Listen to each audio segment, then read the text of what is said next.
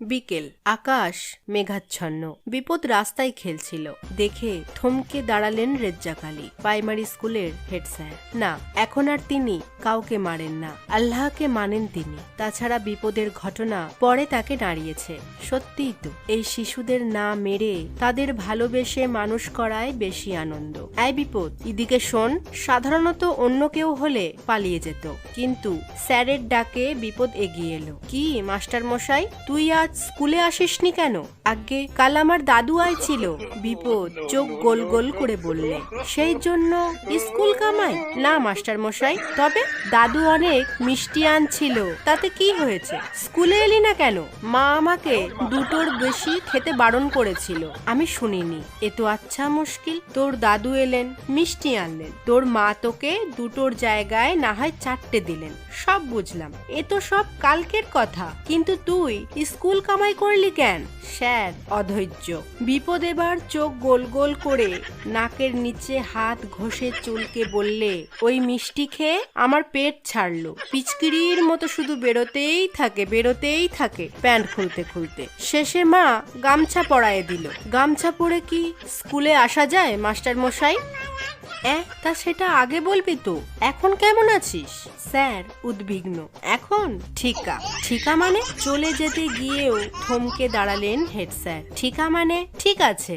Sir আর দাঁড়ালেন না, বুঝলেন এখানে বেশিক্ষণ থাকলে তিনি বিপদে পড়বেন। তবে ইদানিং ছেলেটাকে বড্ড ভালোবেসে ফেলেছেন। ওর উপস্থিত বুদ্ধি সত্যি তারিফ করার মতো। দেখতে দেখতে 1 বছর পার হয়ে গেল। প্রথম দিনের অভিজ্ঞতা তাকে এখনো ভাবায়। পরের দিন ক্লাসে বিপদকে পাওয়া গেল। এখন সে 3য় শ্রেণীর ছাত্র। পাঁচু গোপাল স্যার ক্লাস নিতে নিতে বললেন, আগামীকাল সবাই পরিষ্কার পরিচ্ছন্ন পোশাক পরে আসবি, আর অবশ্যই স্কুল ড্রেস পরে আসবি। কেউ কামাই করবি না। কেন স্যার? বিপদ প্যান্ট তুলতে তুলতে বলল, জানতাম তুই ঠিক জানতে চাইবি। একমাত্র তোর পেটে প্রশ্নগুলো কুচো কৃমির মতন কামড়ায়। কৃমি পেটে কামড়ায় না স্যার, কামড়ায় পো পো পো। বিপদের কথা কোন পথে যাচ্ছে বুঝেই স্যার বাধা দিলেন। চুপ কর হতভাগা, আর পোপো করতে হবে না। কোথায় কামড়ায় আমি জানি। বিপদকে কথা শেষ করতে না দিয়েই বললেন। তারপর সবার উদ্দেশ্যে বললেন, কাল স্কুলে সরকারি এক অফিসার আসবেন, তাকে বিদ্যালয় পরিদর্শক বলা হয়। তিনি যা জিজ্ঞেস করবেন সবাই ঠিকঠাক বলবি। তার রিপোর্টের ওপর ভিত্তি করে স্কুলের উন্নতি হবে। যথারীতি পরের দিন সবাই স্কুল পোশাকে সুসজ্জিত হয়ে স্কুলে এসেছে। সবার থেকে বিপদকে বেশি সুসজ্জিত লাগছে। একটা ঝাঁটার কাঠির আগায় একটা বড় আলু বসালে যেমন লাগে তেমনই চেহারা। তার উপর বাহারি বেশভূষা। হাফ প্যান্টটা ঠিক হাফ প্যান্ট না, আবার ফুল প্যান্টও না, জামাটাও তেমন। এখানে বিপদের ঠাকুমার যুক্তি, পয়সা দিয়ে প্যান্ট কিনবো, বড়ই কিনবো, 2 দিন রয়েস হয়ে পড়ুক। বিপদ তখন বলেছিল, ও ঠাম্মি, অন্যরা কি বিনে পয়সায় কেনে? তুই থাম দেখি ভাই, জামা প্যান্ট বড় সড়ো হলে কত সুবিধে তুই জানিস? কি সুবিধে? কোথাও গন্ডগোল হলে কিংবা অসুবিধায় পড়লে শুট করে ওগুলোর ভেতর থেকে বেরিয়ে আসতে পারবি, খোলাখুলির বালাই থাকবে নেকো। যাই হোক, বিপদের জামা কাপড় তার ঠাকুমার মর্জিতে, কিন্তু মাথার চুল আঁচড়ানো বিপদের মা মহামায়ার কাজ। সে এক অদ্ভুত ব্যাপার। মাথার মাঝখান থেকে চুলগুলোকে দুদিকে আলাদাভাবে মুখ করিয়ে শুইয়ে দিয়ে তাতে জম্পেস তেল দিয়ে চকচকে করে রাখা। অদ্ভুত ব্যাপার। পায়ে কিন্তু কালো বুট। পরিদর্শক এলেন, ইনি নতুন, ঘোর দেশভক্ত, ধুতি আর শার্টে বেশ চৌখস ব্যক্তি। ক্লাসে ক্লাসে ঘুরলেন। ক্লাস 3-র ঘরটা করিডোরের শেষ প্রান্তে বলে শেষে ওখানেই আসবেন। সেই মতো শেষে ক্লাসে তিনি এলেন, মানে 3য় শ্রেণীতে। অন্যান্য ক্লাস যে তাকে সন্তুষ্ট করতে পারেননি তা তার চোখ মুখ দেখেই মালুম হচ্ছে।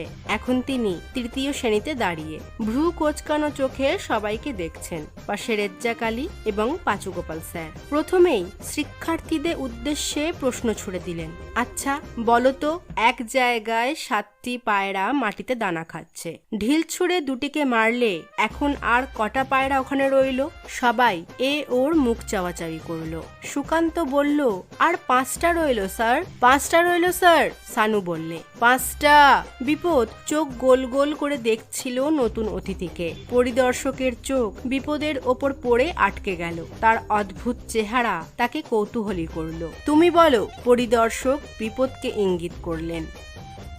বিপদ প্যান্ট তুলতে তুলতে উঠে দাঁড়ালো। তারপর গোল গোল চোখ করে বললে, ঢিলটা কে ছুঁড়েছে স্যার, আপনি নাকি আমরা?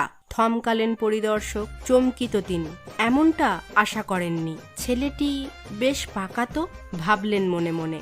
দেখাই যাক। কয়েক সেকেন্ড নিষ্পলক চোখে তাকিয়ে রইলেন বিপদের দিকে। তারপর বললেন, কেন, আমি মারি অথবা তুমি মারো, তাতে সমস্যা কি? আপনি মারলে লাগতে পারে, আমরা মারলে মোটেও লাগবে না। আচ্ছা ধরো আমিই মেরেছি, তাহলে? মৃদু হেসে বললেন পরিদর্শক। কিন্তু আমার ঠাম্মি বলে, নিরীহ পশু পাখিকে মারলে ঠাকুর পাপ দেয়, ওদের মারতে নেই। বিপদ রসগোল্লা চোখে বলল। পাঁচু গোপাল স্যার বিপদকে থামাতে চাইলে, কিন্তু পরিদর্শক মশাই তাকেই থামিয়ে দিলেন। তিনি এতক্ষণে বেশ আগ্রহ পাচ্ছেন। ওদিকে হেড স্যার রেজ্জাক আলীর ঠোঁটে হালকা হাসি। অতীতের কথা ভেবে তিনি মনে মনে একচোট হেসে নিলেন। পরিদর্শক কিভাবে তার আদুরের ভয়ঙ্কর ক্যাপসুলটাকে হজম করেন সেটাই আজ দেখতে চান। সে তো ঠিকই বলেছেন তোমার ঠাম্মি। আচ্ছা ধরো ভুল করে তুমিই মেরেছ, আর তাতেই পায়রা দুটো ঘায়েল হয়েছে, এবার বলো। পরিদর্শক কপট গম্ভীর গলায় বললেন, ওখানে কোনো পায়রাই থাকবে না। বিপদ উদাসীন। সে কি? কেন কেন? পরিদর্শক যেন হতাশ হলেন। কোথাও কোনো গন্ডগোল বেঁধে গেলে, মারামারি হলে আপনি কি সেখানে আর থাকেন? ছুটে পালান, পায়রাগুলো সবাই পালিয়ে যাবে। বিপদ একটানা কথাগুলো বলে থামলো। সে না হয় বুঝলাম, কিন্তু যে দুজন ঘায়েল হলো তারা? যদি মরে না যায় তাহলে সবাই মিলে ধরাধরি করে নিয়ে যাবে। শানুর সেদিন খেলতে খেলতে পা মচকে গেল। আমি আর রহিমকে দুদিক থেকে বগলের মধ্যে মাথা গলিয়ে টানতে টানতে নিয়ে চলে গেলুম। বিপদ বাম হাতে প্যান্ট ধরে ডান হাত নেড়ে নেড়ে বলল।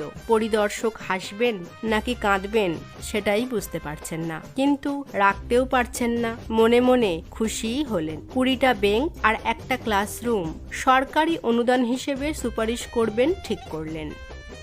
চলে যাওয়ার আগে কি মনে করে বললেন, খোকা তোমার নাম কি? এবার হেড স্যার বিষম খেলেন। পাঁচু স্যার কাশলেন। আমার নাম বিপদ তারণ বিশ্বাস। কি বিপদ? না স্যার, শুধু বিপদ না, বিপদ তারণ। অবাক পরিদর্শক বললেন, আচ্ছা তাই হোক বিপদ তারণ। তা বলছিলুম কি, তুমি তোমার নামের মানে জানো? জানি তো। কি বলো তো? আমার মা বলে বিপদ মানে সমস্যা, আর এই সমস্যা সমাধান করে যে তাকেই বলে বিপদ তারণ। তোমার মাকে প্রণাম, তিনি ঠিকই বলেছেন, কিন্তু তুমি এটা ঠিক কেমন বুঝেছো তা বোঝাও দেখি। পরিদর্শক নিশ্চিত যে এবার বিপদ রণে ভঙ্গ দেবে, কিন্তু অদ্ভুত পৃথিবীর কিম্ভূত প্রতিভা শ্রী বিপত্তারণ বিশ্বাস পরিদর্শক মশাইকে অবাক করে দিয়ে উত্তর দিল, আপনার 2 হাতে 2 ঠোঙা ডিম বাজারে অনেক লোকের মাঝখান দিয়ে আসছেন, হঠাৎ আপনার ধুতিতে আগুন লাগলো, আপনি কি করবেন? খুললে ন্যাংটো, না খুললে ফসকা, একেই বলে বিপদ। পরিদর্শকের মাথা ঘুরছে। ভাবলেন সত্যিই তো কি ভয়ঙ্কর বিপদ। তবুও মিনমিন করে বললেন, তুমি হলে কি করতে? আমি আর কি করব, ঠোঙা দুটো মাটিতে রেখে ওই মাটিতেই শুয়ে গড়াগড়ি খাবো, আগুন নিভে যাবে। পরিদর্শক মশাই বুঝলেন যে এ ছেলে সত্যি সত্যি বিপত্তারক। মন তার তৃপ্ত। মনে মনে তারিফ করতে করতে বললেন, তোমার চুল আঁচড়ানো তো বেশ হয়েছে। বিপদ বললে, আমার মা তেল দিয়ে চুল এভাবেই আঁচড়ে দেয়, দুদিকে চুল সমান সমান থাকলে হাঁটার সময় আমি একদিকে হেলে পড়ে যাব না তাই। পরিদর্শক মশাই আর এক মুহূর্ত দাঁড়ালেন না, কে জানে কখন শরীর খারাপ লাগে। পাঁচু স্যার ভয়ানক রেগে গেলেন। হেড স্যার চিন্তিত, বিপদ বোধহয় বাড়াবাড়ি করে ফেলেছে। ভাবলেন তিনি, কি আর করা যাবে, এবছর বোধহয় সরকারি অনুদান হাতছাড়া হলো।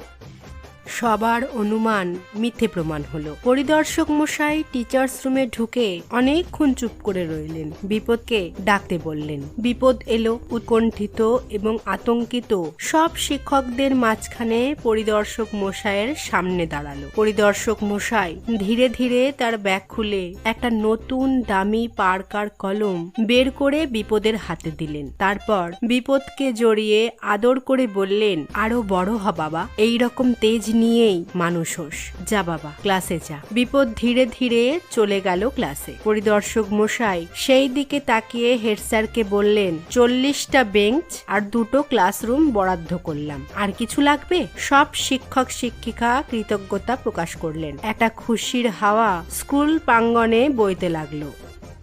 আজ এই পর্যন্ত। দেখা হবে নতুন পর্বতে। বিপদকে আপনাদের কেমন লাগছে আমাকে কমেন্ট করে অবশ্যই জানাবেন। আপনাদের একটি লাইক, একটি কমেন্ট আমাকে ভিডিও বানাতে উৎসাহ জাগায়। আর যাওয়ার আগে চ্যানেলটি সাবস্ক্রাইব করে যাবেন। ভালো থাকবেন, সুস্থ থাকবেন। ধন্যবাদ।